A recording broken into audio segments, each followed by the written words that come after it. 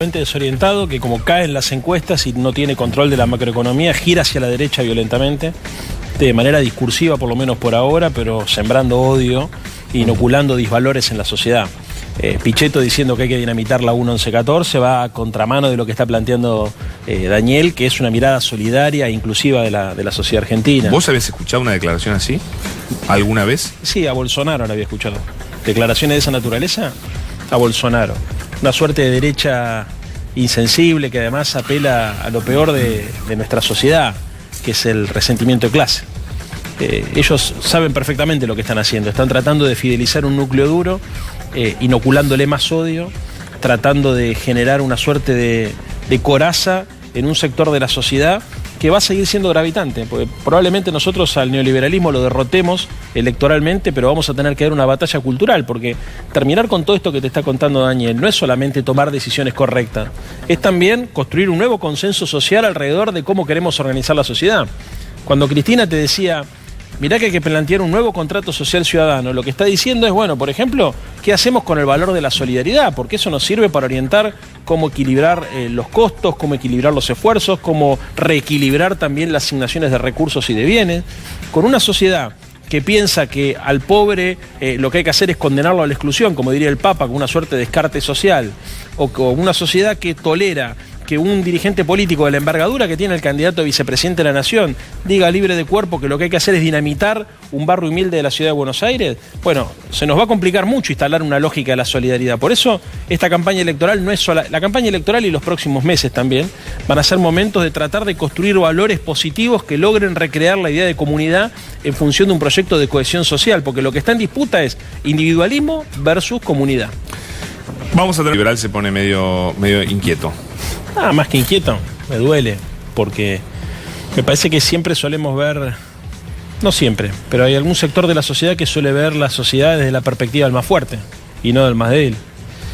Yo creo que no se puede uno alarmarse cuando ve la cifra de la pobreza y la indigencia y después desengancharla de los mecanismos que la provocan. Cada vez que aparece la cifra de la pobreza, todo el mundo dice, qué barbaridad, qué terrible. Y al día siguiente están todos diciendo, hay un exceso de gasto público, terminemos con los vagos, los privilegiados son los que cobran planes sociales. Una suerte de esquizofrenia política de la cual somos víctimas todos, porque además eso enloquece a la gente. Y en esto creo que es lo que hace referencia a Daniel cuando dice, no se puede decir cualquier cosa, porque quienes comunicamos un discurso público tenemos que ser conscientes que eso genera un impacto en la sociedad. Entonces, lo más importante de todo acá es entender que la sociedad del pleno empleo industrial, como la conocimos en los 70, no existe más. A partir de ahora vamos a un modelo de sociedad donde los ingresos van a tener que ser combinados y el Estado va a tener que jugar un rol en la distribución del ingreso, si es que creemos que tenemos que vivir en una sociedad igualitaria.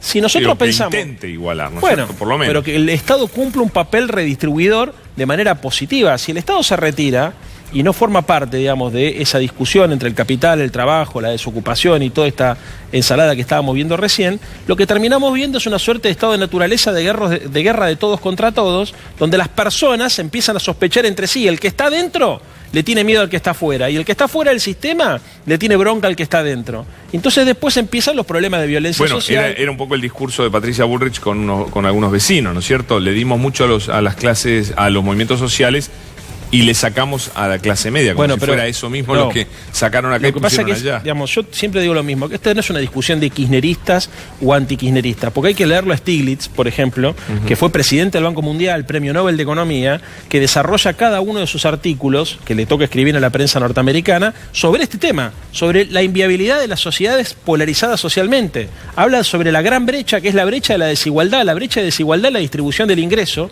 y fundamentalmente de la riqueza. Es inviable una sociedad donde el 10% más rico se lleva casi el 40% de la torta, o el 30 y pico más o menos en la Argentina, y el 10% más pobre el 1%. No, totalmente. Marcelo Urich es de UPSA, es un sindicato aéreo. Queríamos hablar con él del conflicto. Bueno, el conflicto por suerte se ha resuelto, pero quiero que des tu opinión sobre esto desde tu lugar, ¿no? Bueno, primero, en referente al conflicto, no está resuelto. El conflicto es que se ha suspendido la medida. Sí. Y en el caso de no haber una solución, obviamente esto va a agravarse y va a ser muy grave porque Viene un fin de semana largo, le vamos a dar esta semana al gobierno para que tome las medidas que realmente debería haber tomado hace 12 meses. Político, ¿cómo viste la intervención de Alberto Fernández en este conflicto?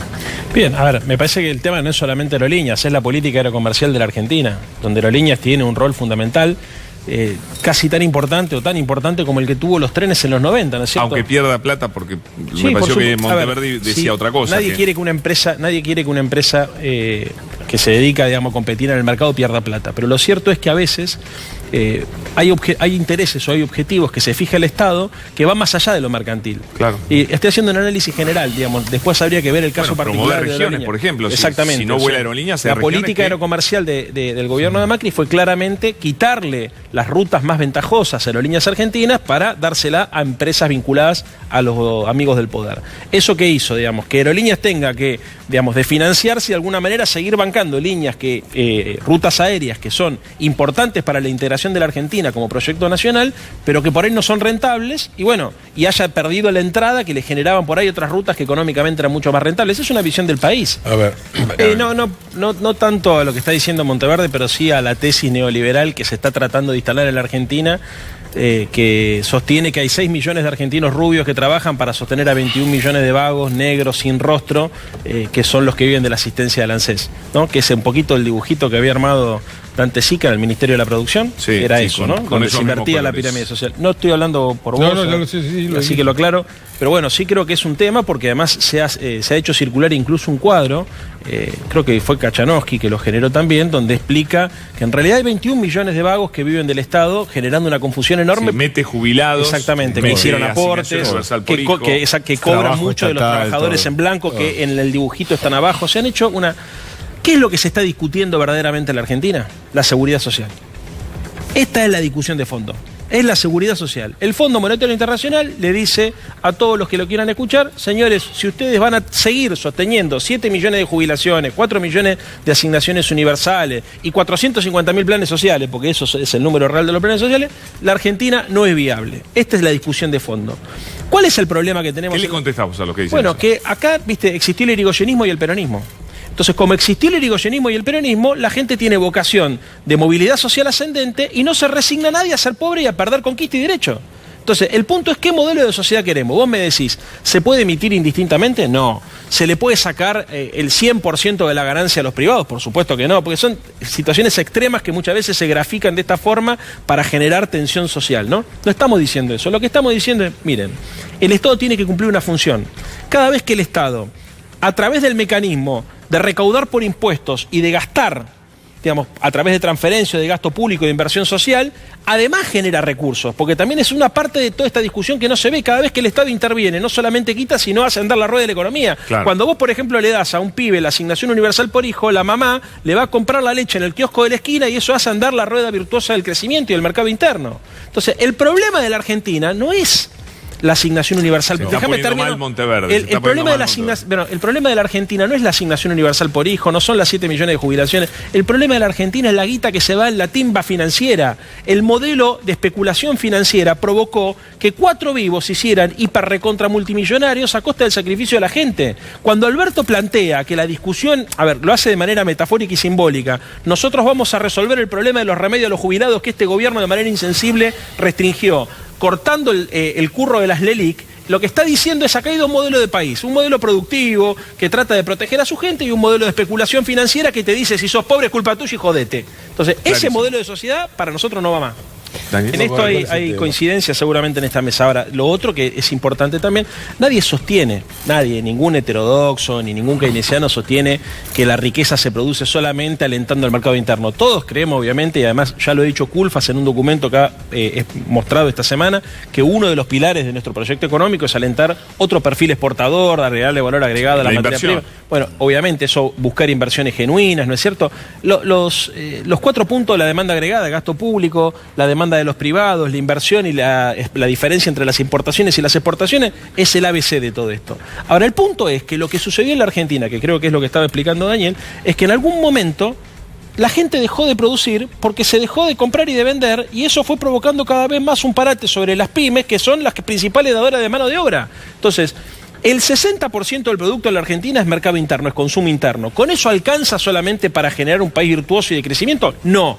Necesitamos también exportar, pero si vos matás el mercado interno, se provoca la cascada, el efecto dominó que estaba contando Rollo recién, donde terminamos en esta situación donde pierden plata todos. Entonces, para salvar al capitalismo y para humanizar ese capitalismo, se necesita un Estado que genere condiciones para que todo el mundo esté dentro del sistema, para que los que producen tengan a quién venderle y para que fundamentalmente la gente tenga a partir, digamos, del juego de la economía, la posibilidad de conseguir un trabajo digno donde uno pueda, a partir de un ingreso normal, tener una vida normal, no ingresos de subsistencia. El modelo que estos tipos tienen en la cabeza es el modelo chileno de sociedad, donde no hay derechos sociales, no hay sindicatos, no hay bienes públicos que estén garantizados por la Constitución, donde si te quebrás un dedo tenés que ir al hospital y tenés que pagar para que te atiendan, donde para ir a la universidad tenés que sacar un crédito en un banco privado para ir a una universidad privada, donde los pobres se resignaron a ser pobres, donde cuando protestan vienen los carabineros y les parten la cabeza.